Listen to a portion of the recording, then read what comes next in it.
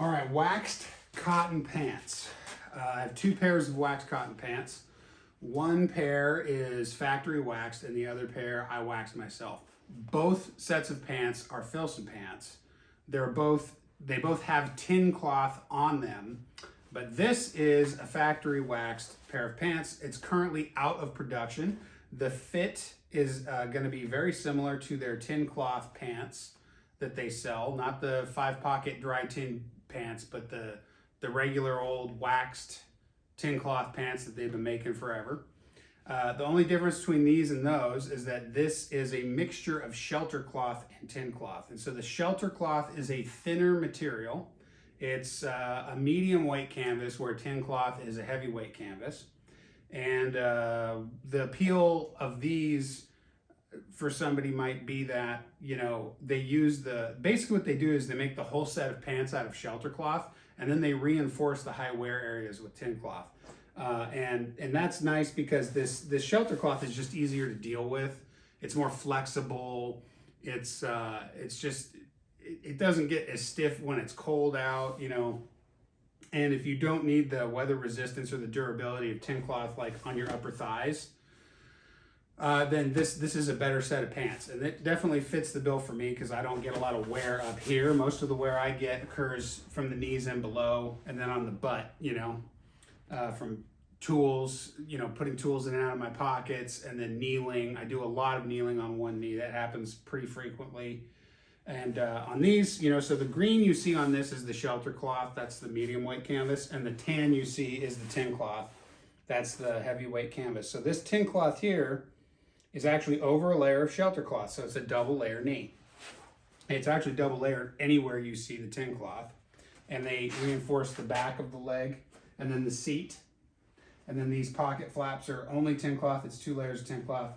And then behind the pockets, you see more of the green shelter cloth. On this pair of pants, you have 7 belt loops, one in the center of the back, and then in the front, it's just a snap button closure at the top, which is kind of different. And then the fly is a button fly, and it's just a regular old button, you know, like on the cuffs of a jacket, or, you know, I don't know what you call this kind of button. It's not a snap button. It's just a traditional jeans button that you would find on a normal pair of jeans. And I'll come up close so you can kind of see what I'm talking about. So this is just a regular button, and this is a snap at the top. I find this fly is actually pretty easy to button and unbutton if you have to take a leak. One thing that's different about these is the waist rides about 1 inch or 2 inches higher than regular pair of pants. So it's going to come up just a little bit higher than normal. And then you notice these are a wide straight leg. So I wouldn't say they're like Jinko jeans. If you were in middle school, when I was in middle school in the 90s, like Jinko jeans were the thing. And they had these big fat legs. I would say these aren't quite as dorky or clumsy as that. But like if I'm walking in these, like in foul weather, I'm just walking to school and I just don't want to get wet, I can hear the legs kind of rubbing up against each other, just striding. So it's a pretty fat leg. So you could totally fit these, you know, given that you have a good enough waist size, you could actually fit these over a regular pair of pants for the most part, which could be useful to you. Another thing that these come with is suspender buttons. And Filson, I've seen, does 2 different kinds of suspender buttons. Sometimes they'll use a regular old 4-hole button that's sewn on. And then in the case of these pants, they do these kinds of buttons and they stick out. Now, if you wear a belt, this gets shoved into your body when you tighten your belt up.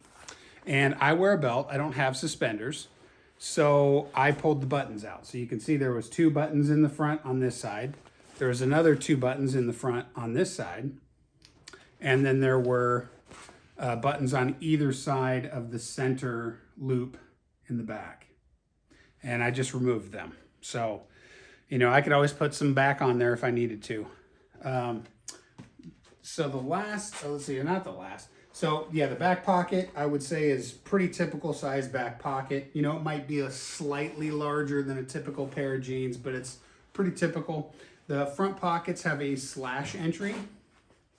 you know, like dress pants sort of. And it's a generous pocket. I wouldn't say that it's as big as the Origin jeans that I just reviewed, but it's, you know, a large enough pocket, and it has a flat bottom on it, which you may or may not like. And then this particular pair of pants here has a small little pocket right here that you could put like a small tool or pocket knife in, or a watch, or I wouldn't use that because it would be annoying jabbing into my belt. But if you wore suspenders, something like this actually could be pretty useful to you. You know, maybe like put some change or wadded up cash in there or something. Yeah, and I'll turn them inside out so you can see what the inside looks like. There are some tin cloth reinforcements on the interior on high wear areas, which is just, again, a nice touch. You know, if you're going to spend that kind of money on pants, that's the least they could do. I bought these used. I got them for, I think, like $65, which brand new, these are over 200 bucks. Again, this exact model is not currently in production, but the closest thing to them that you can get now is, I think, $225. So that's a pretty good deal. There's a couple of stains on these, but I don't care. They're just work pants. So looking at the inside, you can see the inside is almost completely solid green. And that's because they make the whole pant out of the shelter cloth, and then they put those tin cloth reinforcements over that. And then what I'll point out here real quick is on the inside, they have some reinforcements. So there's reinforcements just under the crotch and then mid-leg. And I don't fully understand why they decided to reinforce those specific areas. You know, I think these pants are, I can imagine outdoorsmen, you know, people in logging and the like, probably were the initial customers for pants like this. And maybe they're still the biggest customers for pants like this, I'm not sure. So there may be wear points in an industry like that I don't understand, because that's not the kind of work that I do. But it, you know, regardless, there's a reason they did it. They would not reinforce those areas with tin cloth if there wasn't some purpose for that. So these are extremely durable, thick, heavy pants. The weatherproofing is phenomenal. They're my go-to foul weather pants. And you can get a little clammy in these if you are just standing around with no insulation. But if you're moving at all, your body heat builds up under them pretty quickly, because they just don't breathe as well as unwaxed cotton does. So if you notice on these as well, let me come in here. The wax saturation on these is really even. You know, you see a little bit of discoloration here or there, but you can see that wax is very evenly distributed. And the Filson factory wax tends to be a little bit more on the oily side.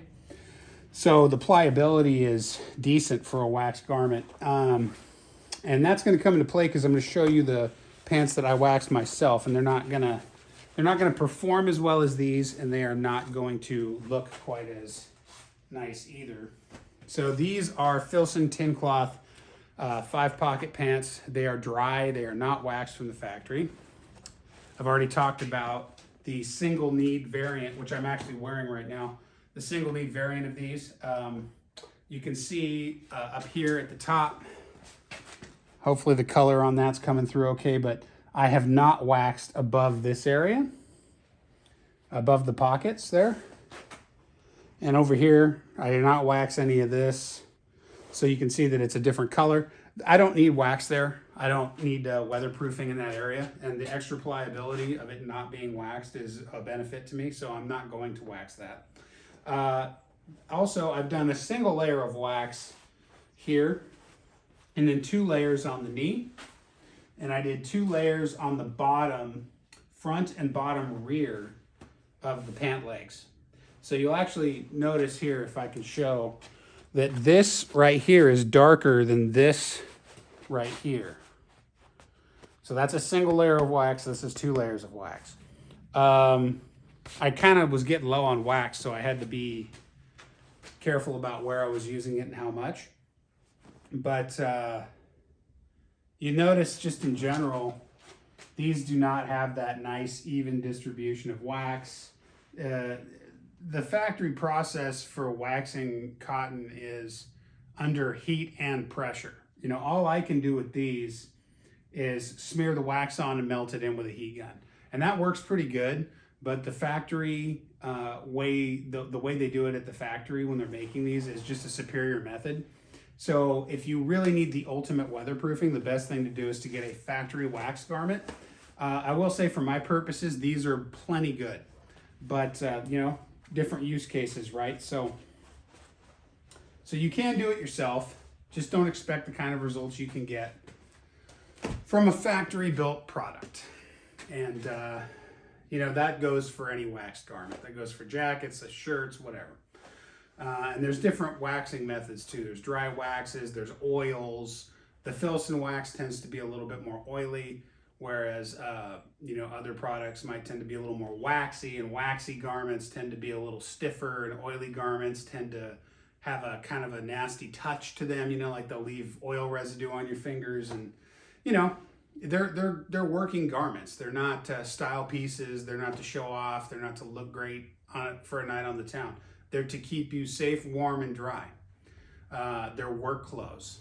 That's really what they are. You know, they're outdoor equipment. So, yeah.